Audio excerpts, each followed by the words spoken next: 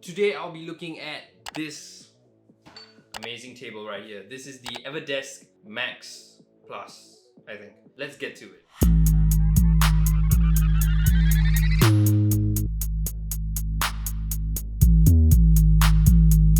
Now this desk is my first automated standing desk, and it's really interesting to get a hands-on experience with this.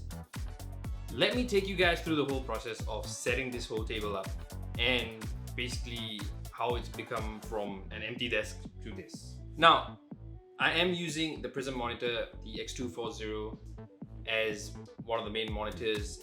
Everything else on this desk, the pegboard, the shelf, the monitor arm, the leather mats, the wire cover below, the light, the hooks, the pegboard, I think I already mentioned the pegboard.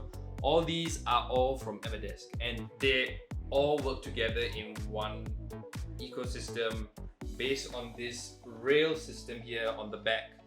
So I'll be going into more detail throughout this video, and I've actually split them up into separate sections, so if you want to check out each section by itself, go ahead. Of course, the whole setup, let me just put it out there first, the whole setup is about 1.4k Singapore dollars. It is expensive. I'm sure you can catch the table on an offer at some point in time. There's always 11.11, there's always 12.12, there's always Chinese New Year sales, which is probably coming up.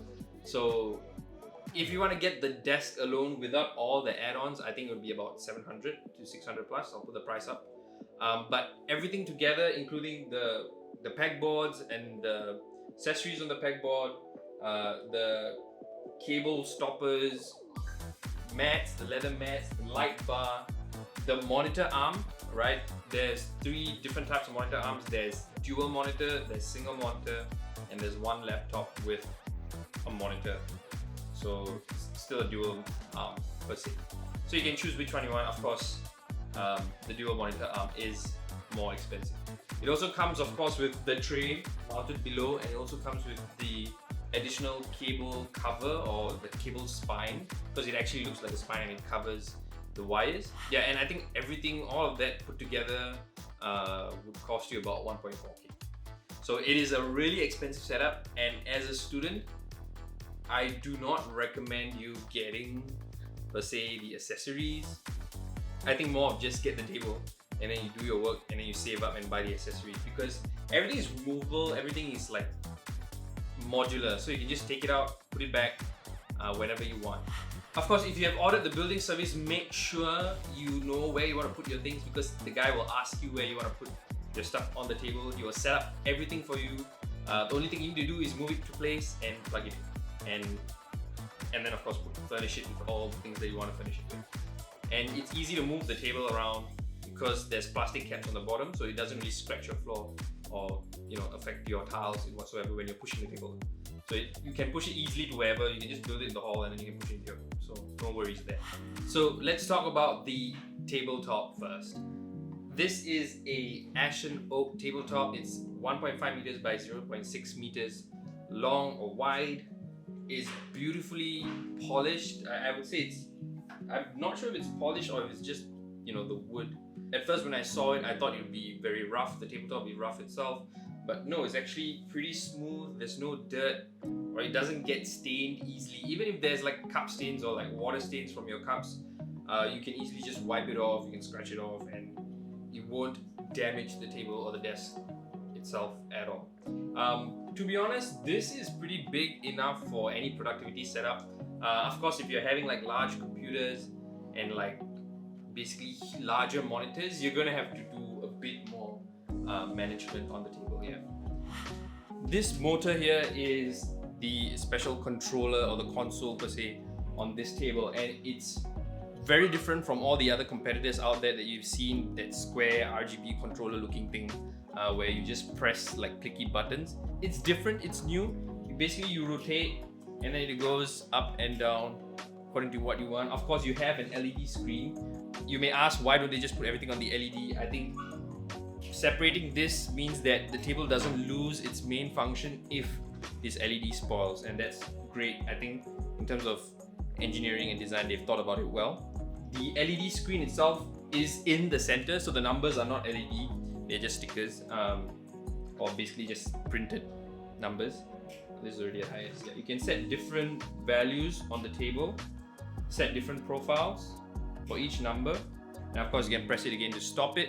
So I've set a 60-minute timer here, and when the bar completes, it will basically ring or vibrate in a certain pattern that you set to tell you that, you know, it's time to stand up or it's time to sit down.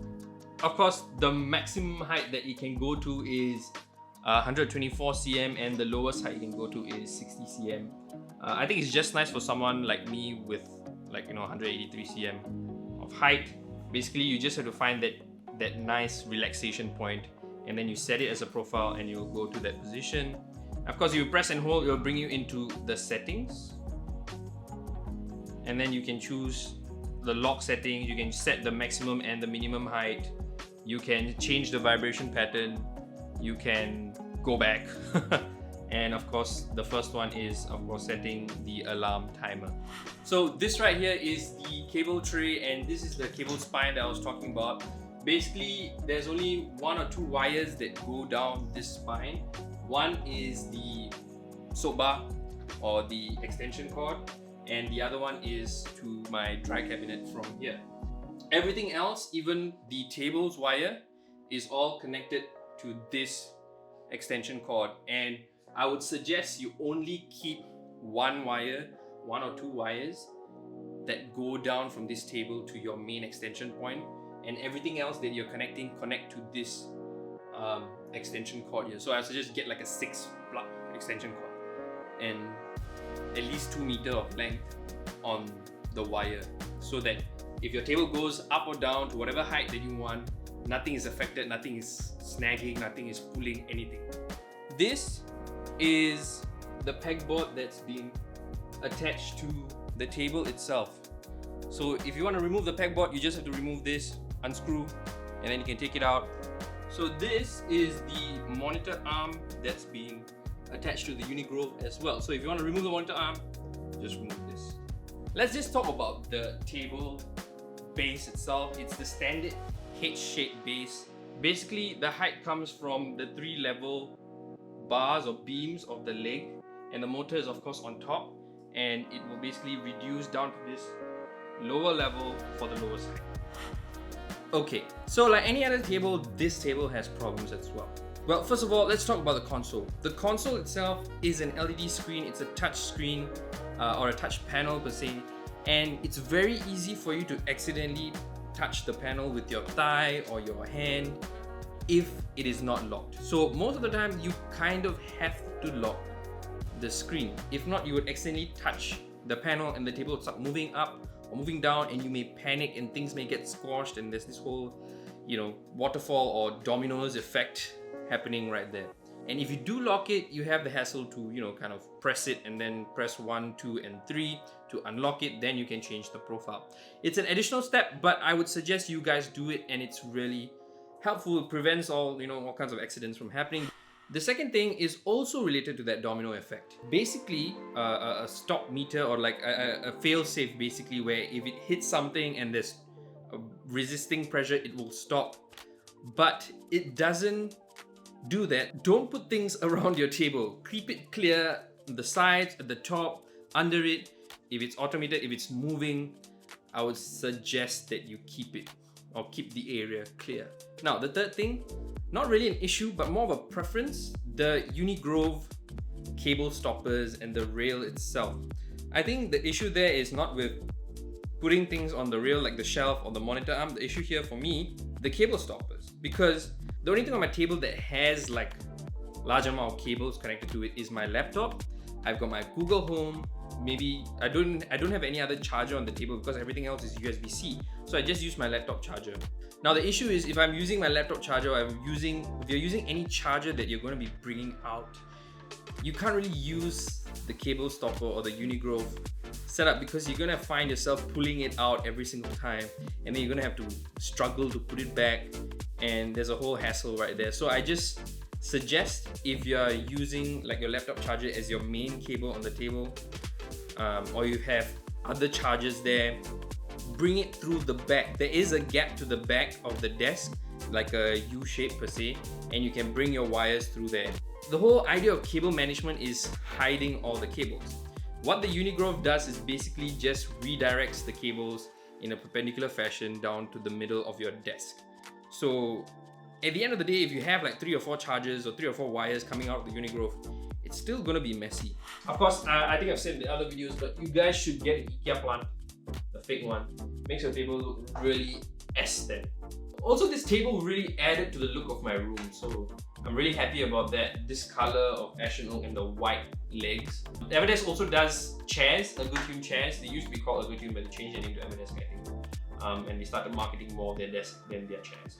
So their chairs are really good too. So check them out. The website is here. And I think that's it for my review. If you guys like this video, please hit the like button and smash the subscribe button. Until next time, I'm Dhiro. I'll catch you in the next one.